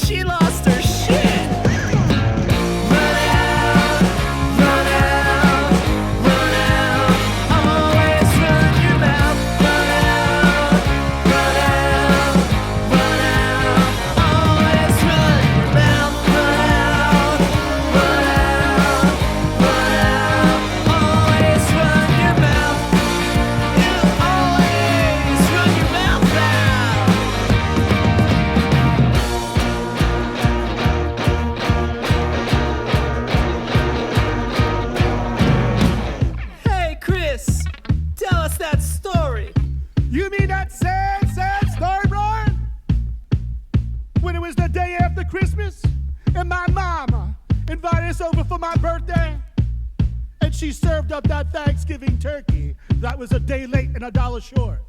And you know my wife, she was getting kind of pissed. And you know my wife, she don't take no shit. And my mama could be real cruel. So my wife, she said, Mama, why you being so cruel to your baby boy? Why you being so cruel? And you know those tempers, they start flaring. And you know the women, they start glaring. So I got my ass up and I headed for the door. And when I got to the door, I reached deep inside for the courage to reply. And I said, "Oh, your turkey tastes like shit."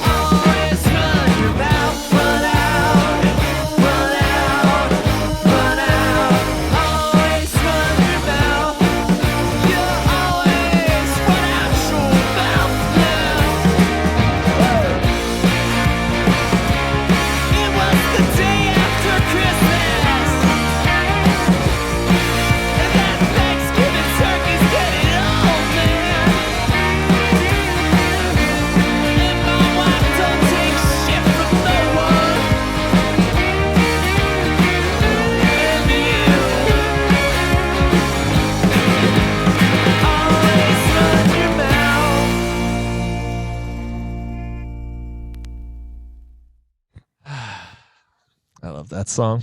Yeah, that was so much fun. It's the one that makes us laugh a lot.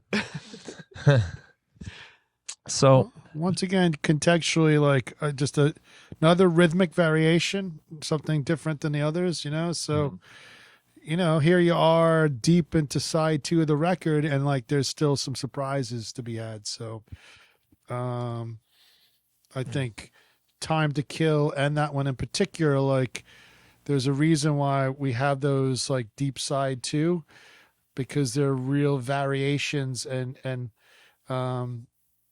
you know, they're just kind of like, you know, the land of misfit toys, you know, but what makes it an interesting land is that, you know, one of the toys has his arm falling off and the other one's missing an eye. It's good to still have like something happen Yes. later on in the record that hasn't Absolutely. really And happened I think that those two, I mean, you know, even like just them back to back, it's like, whoa, it's with the thread of, you know, the vocals and those things stylistically being like, I don't think there's a lot of sound variation in the vocal mix. Like, you know, I think it's very similar effect and everything level on those two mixes. Yeah. Yet the songs are so completely different. And so there you have like, you know, like enough of a thread that it like sounds like a band, but it's just crazy enough where it keeps it interesting. So, yeah, it's nice. And I think the last song too, Dark Street, it's a variation too. It's one of the first songs. This was going to be the first song on the record because we used to always practice with this song first. It was just a perfect warm-up song for us. Yes. It's in a It nice was tempo. one of the first songs that we kind of like finished. And yeah. I never really liked that much synthesizer, only because I always, in my view, I always wanted to be able to play it live. Like I wanted the album to sound like what we'd be live. And we definitely never wanted to get a keyboard player. But so I don't know. That was my take on it. I mean, and the evolution of the songs and stuff, just energetically, once they're mixed and everything, and you start like throwing them into an order, it just that they know, like they just have contextually, they end up fitting in different places. I think it ended up in the right spot, to be honest. Not that I don't think it's a great song. Me too. I think it ends. It's a nice ending. It's an abrupt ending too. Right. And there is like something about like the keys of the songs going into the next songs that work pretty much perfectly on this side, where it always moves in like a really comfortable way Like a to a new relative key. or something. Yeah. Yeah. And sometimes the chord's the same on the end chord and the first chord, or it's like the next chord. Right. Like this song starts on an A that we just heard and lands on the B, Right. which is the same chord that the song before it was on. So it's kind of like we were on the B, dun, dun, dun, dun, dun, and then we Right. pretended we are going to go dun, dun, dun, dun, dun, and then we just go dun, dun, dun, dun, dun, and we're Right. back on the B, so it's fun. And Dark Street, the next song, has that chord's in there too, but we start now on like the relative minor. Yeah, but the B is important. It's like the hit of the chorus, right? It's like that Yeah, it's the first chord of the chorus. strong chord. We start on the minor of it, the G sharp, which is the first chord in Mountains. So there's a fun thing. It's just the way it works was nice. Oh, absolutely. I always like to pay attention to that on songs, like how they go into each other. If you want to make like a full experience of an album, it's nice. That's a fun part of it. You did all the hard work. Now it's like, let's just kind of like tell the story. Yeah. I mean, just certainly like all of this. There was just a lot of conscious contemplation on all these different elements, like what songs were going to stick around at a jams as opposed to what weren't. Well, that's a lot of times it's like, well, what do we have already, and what would be a more interesting choice to proceed with? I mean, even the fact that we have 10 songs, 5 and 5, like it was very deliberate, like balance. Like to have two sides with, I think it was a very deliberate thing to have 10 songs. We could have had 15 easily. We just chose to, because we had vinyl in mind, and vinyl, that's the what kind of time length you're going to have to work with. We weren't thinking of a CD where we could have had 16 songs on each side, and like that was not part of our palette. The palette was, we're going to go to a record. So it ended up, that informed a lot of the shape, a lot of choices, and hopefully we do it again as soon as possible. The next so mountain buy this one is so we twice can as make high. another one. That's what I would say. Come see the band play, buy the record. Yeah, we haven't officially played out any live shows yet. So No, we were waiting to have we our have this physical copy of Yeah. our music, and we'd Yeah. like to sell it. yeah. So We'd like to hopefully some live shows are in the future. yes. That would be grand. But yeah, well, we'll thanks finish everyone this for up. listening, and we certainly appreciate any support that comes out of our efforts. And thanks, Guy. Thank you guys. And we're on the cusp of a new year, coming out of some hard times for everyone. So I hope everyone is safer and happier than they've ever been, and that maybe this album brings them a little bit of joy. That's all we could ever hope for. Absolutely, that's what it's all about. Truth. Joy to the world. Let's put on Dark Street Yes. and close it out.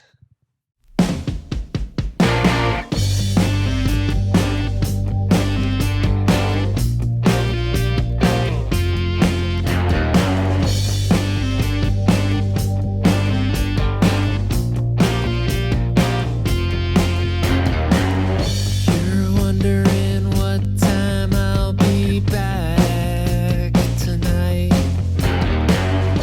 You can trust your instinct. What do you think is right? Don't try me, I'll fight with fire from hell.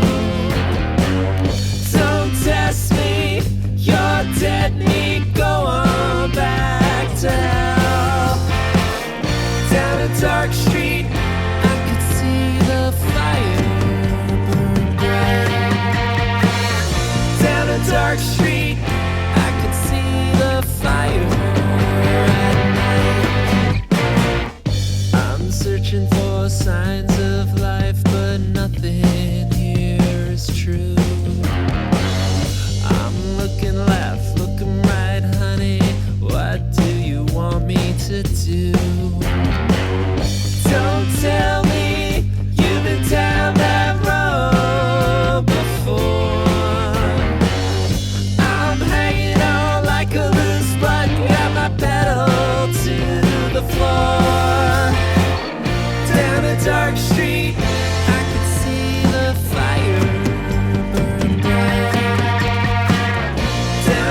dark street, I could see the fire at night. Down a dark street, I might have lost my way. Now I gotta find my way back home.